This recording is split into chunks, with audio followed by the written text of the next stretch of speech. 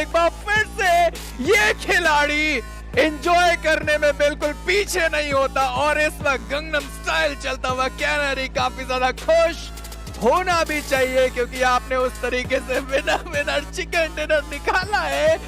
कहाँ जा रहे कैनरी, रुक जाए आप, आपको और भी मैचेस खेलने हैं। बाहर का रास्ता कृपया करके रोका जाए, गेट बंद करा जाए। कैनरी बाहर जा रहे स्टेडियम के, बट फिलहाल के लिए वापस आते हुए अपनी टीम के साथ वापस से मिलेंगे और अगला जो मैच है उसे कंटिन्यू करेंगे। What a showman, what an entertainer. Canary is turning out to be बहुत ही शानदार तरीके से। यार इतना कॉन्फिडेंस होना चाहिए बस जिंदगी में मेजी कि आप अपने प्रतिद्वंदियों के सामने जाके ऐसे सेलिब्रेट कर सके एंड दैट इज मैसिव।